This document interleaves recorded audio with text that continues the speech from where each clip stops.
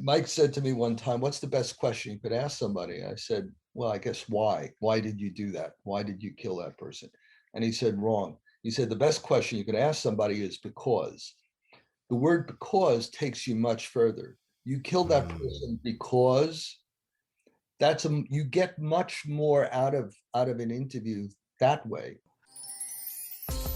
You are now listening to the highlight reel builder for authors, the Going North podcast. I'm your host, certified self-leadership trainer and author of the best-selling book, Stay the Course, Dom Brightman. And you're going to be getting some goodies today from the guest that's up next.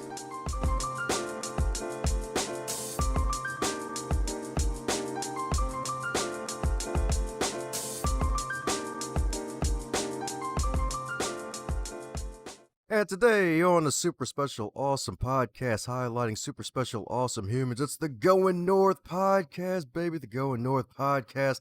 And man, oh man, we got one heck of a guest for you today. It's going to be a heavyweight round, folks, a heavyweight round, because we got a world champion in the building. Because for nearly 25 years, this wonderful gentleman right here has produced some of the most memorable, important, and groundbreaking stories for 60 minutes. You heard that right, folks, 60 minutes. A former Nieman Fellow at Harvard University, who was a senior producer of Primetime Live with Diane Sawyer, and he's won 24, you heard that right, folks, 24 National Emmys, 4 DuPont Awards, 2 RFK Awards, and 2 Peabodys for his work. And he's also the co-author of the wonderful book, The Warning Accident at 3 Mile Island. And today, he's the reigning and defending champion of his newest book, Ticking Talk, Behind the Scenes at 60 Minutes, which is the #1 bestseller in 3 categories for all 4 formats. Let's give it up for the one, the only IR himself, Miss Ira Rosen. How you doing today, Ira?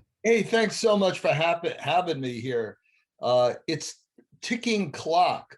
And it's amazing that it was published 6 months ago, but it's still the #1 bestseller in television and in journalism. And and what that says, it really says to word of mouth.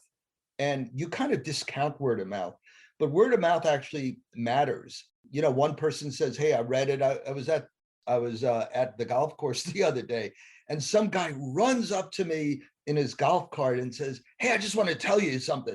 I read your book and I told my mother about it.'" Okay, friend. Thank you. Hey, you can say that again because word of mouth is definitely powerful. That's really how things really get the fire under them and keeps the Kindle going. Yeah, absolutely. And speaking of keeping the Kindle going, my goodness, my man has been working extremely hard. If I'm not mistaken, 4 magical decades because you started with 60 Minutes, I believe it was 1980, right? When you're 28? Right. That's exactly right. Yeah. 1980. My goodness, my goodness. And the beautiful thing about it is the fact that I love the fact that you're motivated by exposing injustices. So for those who haven't picked up the book yet and living under 5 rocks, what got you into journalism? Well, I've always had an incredible curiosity, and I know you've delved in this area. I was into, looking inward and into myself, and I went to a lot of meditation seminars. And I was early in my journalism career. I covered yogis and swamis for a New Age journal, and there was one yogi who I got to know. And there's some of them are, if you will, more businessmen than spiritual leaders. Let's leave it at that. And but there was one guy who was kind of the real deal. His name was Pir Vilayat Khan, and he ran the Sufi order. And I was really taken by the guy. And he said, you know, he gave me something called darshan. Darshan is basically a thought or a prayer to think about for the rest of your life. And he said basically that I should change my career every 7 years. And that way you become the ruler of your job or your career, and the career doesn't become the ruler of you. And he didn't mean like going from the New York Times to the Washington Post. He meant going from being a journalist to a plumber to a, a hiker or whatever it was, because he understood that life was finite. And it got me thinking, journalism provides me with the opportunity to do just that, to be able to interview and be with people who I've not met before and learn from them. And because really that's what life's about. It's about learning from people and sharing and trying to do good. And no better profession does that than journalism, because you can do good by exposing bad guys and righting the wrongs of society. We started at the beginning in 1980, but life is a continuum. The last story I did was on the opiate epidemic, and with Bill Whitaker, and it exposed what corporations were doing to advance their agenda of selling pills to the American public to get them addicted and cause them to die. And we did the story.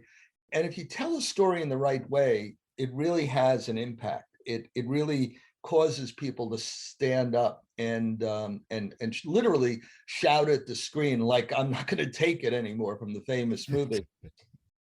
When I did that story, I did it the way in many ways, that story, the years of working in TV prepared me to tell that story in a way that got people pissed off. And I still remember that particular story where there was a friend of mine, Mike Morrell, who was a former CI director, and I did a story with him at one point. And he called me up right after it aired, and he said, I did something tonight I've never done before. I said, what's that? He said, I took my shoe off and threw it at the TV. I was so angry at it. And that made me feel so good, because it created an emotional connection with the viewer. And that sort of, in thinking about my life, and do I just, when you do a book like this, do you want everything you've done to just disappear into ethers? Your friends, and certainly my family, has heard many of these stories before, to the point where, like, my wife says, I don't need to read this book. I know all the stories. I've heard them all. But a lot of people haven't. So you want to leave a book like this almost as a legacy about what TV and journalism and storytelling is like between the period of like 1980 to the present time, and the progression of that. And as you've read in the book, the book tells the good, bad, and ugly of both the business and also the planet we live in. Oh yeah, you could definitely say that again. And my goodness, I believe this is a 20-year in the making project. So what was probably the most difficult part about choosing which stories to put in the book? That's a great question. I mean, it was very hard. I didn't want the book to be, this person stinks and that person stinks. But at the same time, I wanted the book to be an honest portrayal. A lot of the books, a lot of the biographies and autobiographies of the journalists always paint themselves as heroic figures, as the greatest people, sharing and, setting up their own charity foundation. But that's really not the case. And like most people, they're complicated. They're kind of a mixed bag. They do a lot of good. They're the people I was fortunate enough to work with were, by generally speaking, great journalists, and great at what they did, but they were complicated and flawed individuals. And in thinking about it, I wanted to get a little of that in there. Believe me, there's a lot of stories I didn't tell. I kept the felonies out. But I wanted to sort of reveal the complications of some of these people, because people want to go into journalism and they think, oh, everybody is smiley and nice and welcoming, and we'll take them out to lunch on a daily basis. That's not true. I mean, you read my early days working with Mike Wallace. I mean, it was terrifying. And you've done a lot of stories, in the spiritual realm, and in some ways, it's like being with a Roshi, who is the toughest taskmaster, who wants you to sit in a pose the entire day and meditate. And if you're not sitting in the pose properly, they give you a back of a stick or something. Now, Mike didn't hit me with a stick, but it was kind of a verbal assault if things weren't going right. And I used to be sit in my office, and I'd be on the phone, and he'd always kind of at some point during the day walk in and say, "Who you talking to? What are you doing? Why are you wasting your time with that?" And so one day he did that, and I got up and I handed him the phone, and I walked out of the room, and it was my mother. And and he got stuck on the phone talking to my mom, and so he never did that again to me. But it paints a picture of a time that is no longer exists in journalism, and it also tells the story of what it takes to sort of get there. And I had my faults too, and my issues too, and I kind of reveal all that stuff as well. I mean, it's a two-way street. So that's kind of a long answer to what you asked, but I wanted to leave a legacy book. It's really what it's about. You can say that again. You can say that again. And you're so right. I'm so glad you made it a two-way street like that. So that way folks will realize, like, hey, like, nobody's perfect here. Like, this is what was going on in the journalism industry when I started and what was going on when I decided to retire from that part of it. And what I even loved about, especially early in the book, is that you paid homage to your father, who was an optimist all of his life. Oh yeah, my father was a Holocaust survivor, and it's something I think about almost every day, where the Germans came into a small town in Poland, Ganzuka, and they gave the townspeople basically 48 hours to do anything they wanted to the Jews. And during that 48 hours, there was murders going on and robberies and all sorts of things, because they were given permission to do anything without consequence, committing a crime without consequence. But my father also was hidden by a Polish farmer's family in a barn where he stayed throughout the war. And the family, had they been caught, would have been executed by the Germans. But they chose to follow a righteous path. And the farmer risked his own family to save my father. And the kids in his family didn't even know my father was being hid in a hayloft in their barn through the war. And this guy would come in, every day or 2 days, and he would say to my father, you hear that gunfire in the woods in the background? That's the Russians. They're getting closer. This is going to be over soon. And he gave my father the hope to do this. And what was remarkable about it is my father saw in a very, very small town the very best of humanity and the very worst of humanity. The very best of humanity is, given the choice to save another life, but it might risk putting your own family at risk, would you do that?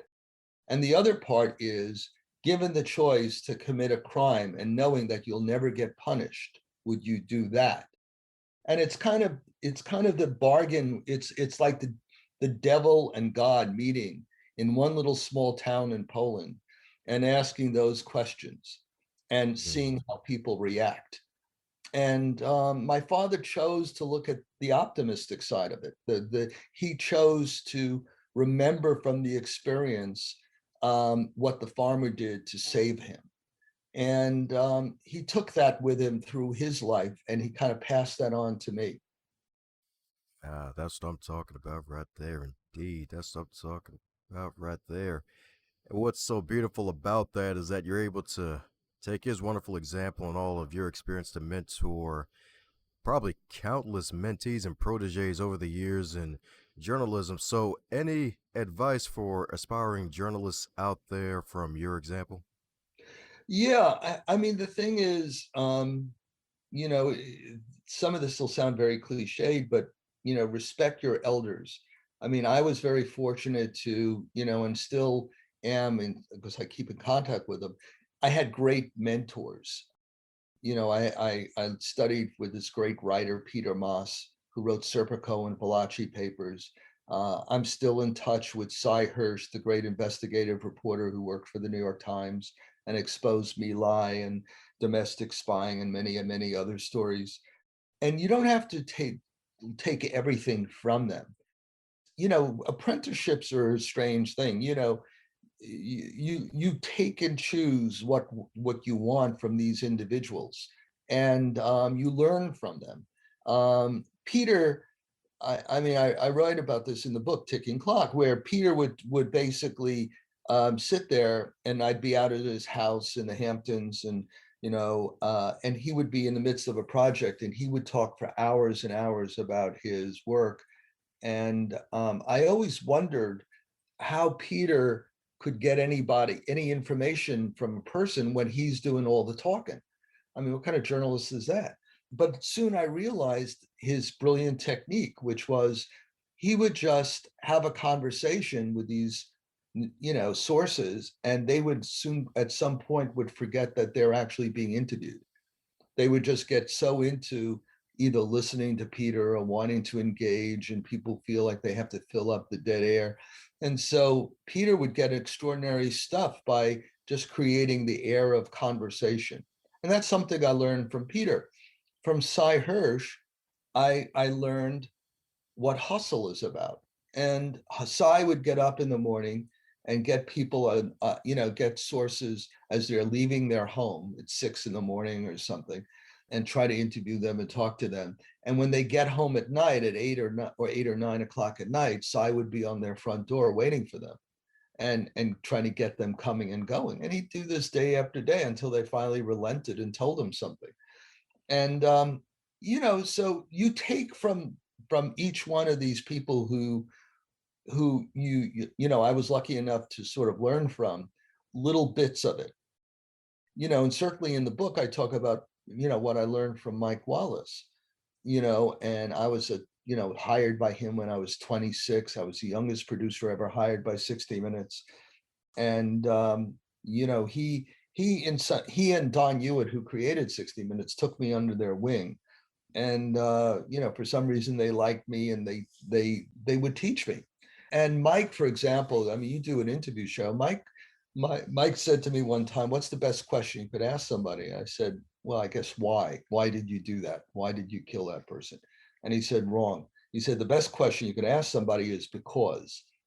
The word "because" takes you much further. You killed that person because you get much more out of an interview that way. And so he and I would have dinners, and he would kind of pass along little bits of his wisdom to me. Now, not everything I accepted and sort of took as the gospel, but a lot of it, the brilliant thing about mentorships and mentoring is you take from people what fits you and what makes sense. Some of the stuff that Mike did, I didn't subscribe to, but he was probably the greatest interviewer of the 20th century. And he was a genius at looking at a total stranger and knowing exactly what button to push that would drive them crazy. And it's a real lost art, and I write in the book about some of those examples and some of those stories. I mean, we did a story, and it's not just to drive them crazy, but also to get the most out of them. We did a story about Richard Miller, who was an FBI agent who became a spy for the Russians. And he was seduced by this woman, Svetlana, who kind of, he was sleeping. He was a Mormon. He had, I don't know how many kids, 8 or 9 kids. And he was sleeping with her. And she got convicted. She was up in Terminal Island in California. And amazingly, we did the interview with Miller, which was fantastic. And then we're doing amazingly, Svetlana agreed to an interview. And I said to Mike on the drive there, I said, "Now, Mike, you got to behave yourself. Don't do anything stupid. This interview could go south real fast. She could just get up and leave and do it." And he looked at me and he said, "Kid, I've done this before." I said, "I understand. Don't screw this up for me, will you?" And so we get there, and it was a co-ed prison. And Mike looks around and I introduce him to Svetlana, and he says, my, a co-ed prison. Yes. "And do you have a boyfriend?" "Yes, I do." "And do you have sex with him?"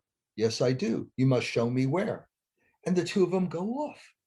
And I'm left there And there's actually video of this, and I'm setting up the interview scene and moving chairs, and I'm like a little shook up by what's going on here, because I said, oh my God, Mike's going to have sex with a person he just is about to interview, and not only sex, but with a Russian spy.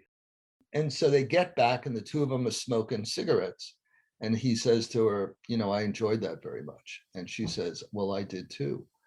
And I'm looking at this point, I'm like, oh my God, what am I going to do now? And the two of them break out in laughter, and they pulled one over on me. They knew, Mike knew I was a nervous Nelly, and, and the two of them had such a good laugh. But what it did was it set up in a very short order, a relaxed atmosphere for the interview. And they had a shared camaraderie that he was able to create inside of a minute or two, as opposed to other correspondents who says, I got to make the plane back to New York by 5. We got to get going, kid, come on. And he understood immediately he needed to create a bondship with her. And she gave one of the most amazing interviews where she did admit to working for the Russians, and she did admit to sleeping with Richard Miller. But she said, but I did not love him. I mean, it was a remarkable interview. It ended up leading the season that year at 60 Minutes. It was the lead piece on the season's premiere. And I look back on that story because Mike was at the top of his game, but I was at the top of my game. And the two of us were an extraordinary partnership, and it really culminated in that piece where both our talents were worked hand in hand to make a great TV story. Oh, yeah, you can say that again. And just that story, and of course, the power of the one word because is definitely a reason for every single podcast host to pick up this wonderful book, especially if they do an interview based show. Because my goodness, like just gems like those are really is what gonna take it to the next level because there's so many things that a lot of folks may not even consider. And I love that about it. So good stuff right there. Good stuff No, right there. I have a whole chapter of in the book of things that I learned from Mike. I kind of just consolidated everything into about 4 or 5 pages. And and he was really, there's a lost, for TV correspondents, especially young TV correspondents coming up, they write out diligently, they write out their 5 or 6 or 8 questions. And especially if you're doing a high profile interview, let's say even with the president of the United States, and you worked on your questions, and you're very careful about it, and you're ready to ask them all, and you only have 30 minutes.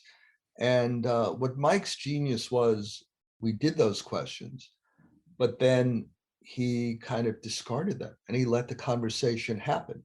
And he just would have a conversation with the individual, and he'd allow the conversation to go places. And he also was aware of maybe he'd pick up little subtleties of things where the guy's not answering a question or the woman's not answering a question, and he would kind of probe that. And if you have a set of questions, I got these 8 questions I got to get through, and I only have 30 minutes, you tend to miss a lot of great opportunities. And Anderson Cooper is another one who I work with, who's also fantastic at that. What Anderson had a photographic memory, and Anderson you'd give him 20 questions, and he'd read it, and then he'd put it underneath his leg. And I'm like, what the hell is this guy doing, man? He's not even looking at the questions, but he remembered them all. But it allowed him to be able to conduct the interview. And then at the end of the interview, he'd look at the paper and see if he missed any, which normally he wouldn't, because he remembered them all. So there are, as a young producer or young reporter, you pick up these things from people, and you got to be open to doing that. My problem is in a lot of the young people who, unfortunately, I've encountered over the last few years, tend to dismiss the older people. Oh, we don't do that anymore. This is a new technology. We're streaming now. Everything is being streamed. Everything, you have to be current. You have to do stories that are in the news this minute, this moment. But John Updike didn't think that way, and James Joyce didn't think that way. And not that I'm in that category, but there is the art of storytelling, and a good story and a good book and a good television show will create an emotional link with an individual that will stay with them longer than just telling them the who, what, where, when, and how of what's happening of the moment. So that's kind of where things are at in terms of mentorship. I'm a big believer in mentorships, but I think people have to be much more open to understanding. I mean, that's why people go to school. They want to learn from the masters. They want to learn literature of the 20th century, the 18th century, or whatever, and take from that. Why is this person getting to me emotionally in this story that they're telling me? What is the tricks they're using? When I was growing up, I used to read all of Sinclair Lewis's books, and it really stayed with me, and it galvanized me to want to be a storyteller. And I think some of that is lost today with the instantaneousness of the news and the world we're living in. People want to know what's going on now. They want the latest numbers about the pandemic. And why are they don't want to, why are you telling me stories about the Cold War or something, but there are lessons to this day that can be learned. I saw a story the other day that I loved. I mean, there was this story. I don't know if have you followed the pardonship of Sirhan. He got a Not too pardon. closely. Yeah, well, he got paroled. And for your listeners, Sirhan killed Robert Kennedy, and he's been he was arrested on the scene. He admitted to doing it, and he's been in jail. He was spared the death penalty during a brief period when California was not doing death penalties any longer. And so he's been in prison since, but he got to know Suge Knight, and he got to know these mafia chieftains who prepped him on how to go get through the parole system and how to try to get parole. And they mentored him and tutored him on how to do this. And he got paroled. And now suddenly people saying, how could you parole Sirhan? Well, he kind of worked the system, and the people who taught him how to work the system was Suge Knight and these mafia bosses. And it's a fantastic story. Nobody is, it was in The Intercept, but nobody has really picked this up. And when I find that, because people are just so into what's going on at this moment, is it going to rain today or whatever? And a lot of these stories are being missed out there in this society we're living in. Man, oh man. And you're so right about that. It feels like our focus has shifted into like trying to focus on like the big things, or at least something that's really like something beyond the weather, just a pandemic and things like that. But there's still other things we can mention, like the whole Sirhan stories, like because I haven't been following it closely, but that was a major thing you just dropped there. The fact that you learned from Shook Knight and all the mafia captains on how to move through the system and how he's been able to survive this long. And it's just so crazy that stuff like that really isn't getting more publicity. No, and I think journalism in some ways, I mean, people in journalism now have to almost choose sides. You're either with Trump or against Trump. You're either with Biden or you're against Biden. And that was never the way it was. I mean, you were, as a journalist in Washington, which I was for a while, you were an equal opportunity basher, and you also were an equal opportunity lover of these people. And when I say lover, not obviously in a real sense, but just, you loved being in their company. I would spend a lot of time. I'd literally in Washington. I would be with Senator Coburn, who was a Republican conservative senator from Oklahoma, and we would have fun conversations where we would differ completely on issues. And then I'd go and have conversations with my friend Al Sharpton, which would be on another side of the aisle. And you what you do is you as a journalist, you go both sides and you learn from both sides. I mean, one profile I did at 60 Minutes was on Steve Bannon, who was Trump's, chief advisor in the White House. And, I would fly down on weekends and hang out in the West Wing. Trump would be gone and Kushner would be observing the Sabbath, and Brian Priebus, who was chief of staff at the time, would be having date night with his wife.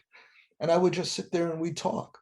I'd fly down there and he doesn't drink alcohol, so we'd have a couple of sodas and we would just talk, and he'd download with me. And and that's what you do as a reporter. But too much of what's going on today is you feel like you have to bash Trump or you have to support Biden. There's a lot of issues today with that I see in the Biden administration that I can't believe reporters aren't covering. And it's almost like they're giving them a pass in some of these things. And I just don't get that. I don't get that. That's, in journalists, you want to be almost like a judge. You want to be, you want to be impartial.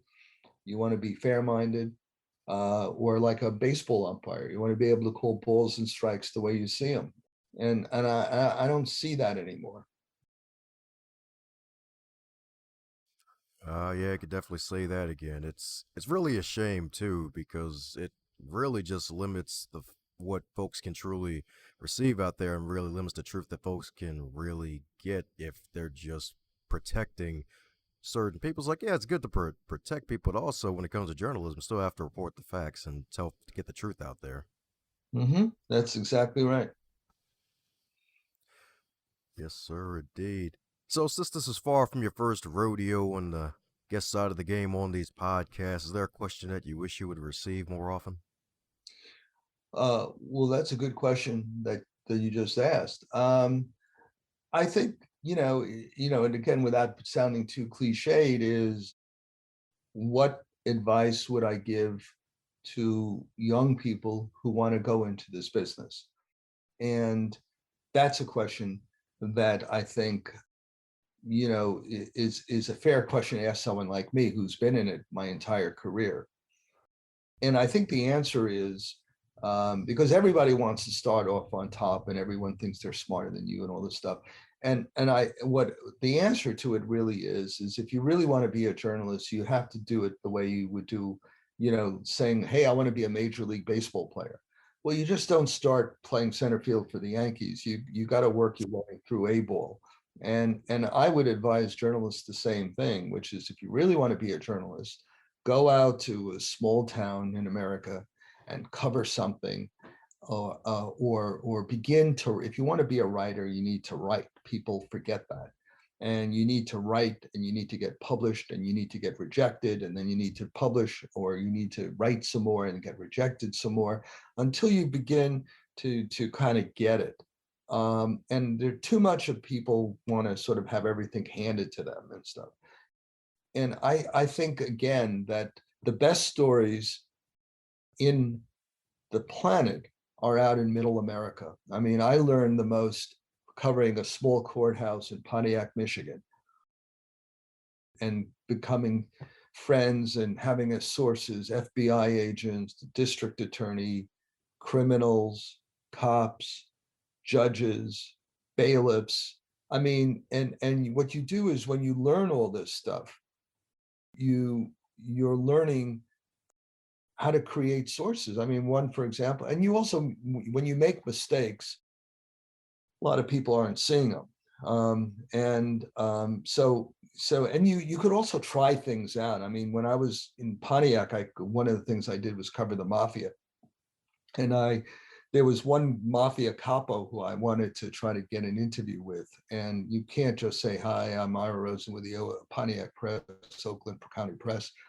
You have to sort of, figure out a way to sort of get the guy to open the door. So one day I go to this guy's house and I have a hot pizza. And there's something about the urgency of a hot pizza, plus the smell of a hot pizza, which is like an aphrodisiac. And so the guy, the wife answers the door and she thought it was, oh my God, is this a mafia hit or something? And then the guy comes to the door And I introduced myself, Ira Rosen with the Oakland County Press, and I'd like to talk with you. And I have a half pepperoni, half mushroom pizza. I prefer the mushroom. If you insist, I'll eat the pepperoni side. And I opened the box and I let the smell of it kind of enter his home. And he just basically first he says, "Get lost and get out of here. And what do you want from me?" And I said, "Listen, you have a slice, I have a slice. You don't have to even speak to me. You don't have to say a word to me. Let's just have a little slice. I haven't eaten dinner yet." And so he invited me in. And the two of us sit there and we have a slice of pizza. And he doesn't say much. And he said, "Are you done?" I said, "Yep." And as I'm leaving, he said, "You got a business card?" I said, "Sure." And I said, "Let me tell you something. I don't want anything about your family. I want to know about the other." There were two crime families in Detroit at the time. I said, "I want to know about the other guys. You tell me about the other guys. You don't have to tell me anything about yours." And he doesn't say anything, takes my card. I leave. I get a phone call. "Why don't you come over?" I go over and then we go into his car. And he puts the radio on because he thinks this house is bugged by the FBI, which it probably was. And he starts telling me about the other crime family. And with that information, I now have something to barter with to go to the other family and say, "Listen, these guys are talking. Why don't you tell me about these guys?" So now I'm beginning to get a complete picture of what the mafia is up to in Detroit during that period of time. And that's how you work a story, and it works sources. And then you go to the FBI and you find out that the FBI has certain gaps in their knowledge. And you don't tell the FBI what you're doing because then they'll start bugging your home. But that's how you act as a reporter. So now you get the perspective of the people who are committing the crimes, the ones who are chasing them. And then certainly, the easiest one is the victims of these people. They're the people who families of people who've been victimized by murder or whatever. And so now you could be a reporter, you could tell the full story. And that's what you learn by working in Pontiac. You don't learn that by, suddenly starting as a producer at 60 Minutes. The pace of play is much too quick for that. But you could take your time a little bit in the suburbs of Detroit and learn that stuff. Man, oh man, my man's like a walking, sitting book of proverbs of journalism right now, baby. That's right. My man's dropping these gems right there because that's so powerful right there, making sure you get both sides of the story and then working your sources like that because that's something that a lot of folks may not even consider nowadays. They may just want to just highlight one side without even hearing the other side at all and just really focus on that one side. Right. That's exactly right. Yes, sir, indeed. Yes, sir, indeed. So, since you mentioned peace, a fun question I've been dropping on guests recently is that if your book was a particular food item, since your book is mind food, food for the mind, what particular food item would it be? I think sweet and sour chicken, because it's got some sweet stories. It got a little sour stories. So it's very, very meaty. You're not going to be wanting an appetite to eat something else after reading this book. You're going to want to eat it, drink it, read it, and think about it. And just like any good meal, you know what I mean? Just like a good meal, you sit there, you want to savor it a little bit. So maybe it's not sweet and sour chicken, maybe a nice big meal at a nice 5-star gourmet restaurant where you could think about it and reflect a little bit on it. Ah, that's what I'm talking about right there. Solid answer indeed. Because I'm about to say, like, sweet and sour chicken, like, you're going to want more than 30 minutes because there's 30 plus chapters in this book. That's exactly right. Exactly right. Oh man. Well, want to be respectful of your time, so we're coming down to the magical question that every guest gets to receive, and that is if you yourself were to wake up tomorrow and you were 25 again, but this time you're currently in 2021 with all of your knowledge and experience, what advice would you give to yourself? Be true to your friends, be true to your family, follow a path of religion, whatever your choosing is, trust in God, and also be kind. Woohoo! Hit him with that jab, jab, right hook right there, indeed. That's what I'm talking about right there. That's right, folks. Be true to your friends, y'all. That's right. Follow God, believe in God, indeed. That's right, indeed. That's what I'm talking about, indeed. So folks better pick up this magical book, keep up with Ira, because the thing is, this is probably only the beginning. I know my man's probably got a couple more projects waiting in the wings after the continuous success of this book. Well, thank you so much for having me. It's great to be on your show. And again, the book is Ticking Clock. It's you can pick it up on Amazon. It's it's not quite on the remainder shelf, but you get it at a good price. You could listen to it if you want to hear me read parts of the book. And it's like you say, it's amazing that it's the number one bestseller in a bunch of categories, having been published last February. Yes, sir, indeed. Yes, sir, indeed. That's right. So, any parting words before we close up shop? No, it's been a lot of fun chatting with you today, and let's all get through this and praise the Lord. How's it going, my friend? I'm so glad you made it to the end. That shows that you are an uncommon finisher, and I am so grateful for you sharing your ears, your attention, and your time to this wonderful podcast to do something that'll take yourself to the next level. And for everybody else involved in this wonderful program, share it with at least 3 people in your network so that way more folks can not only catch the fire that is on this podcast, but can also be inspired to be their best. Advance others to advance yourself.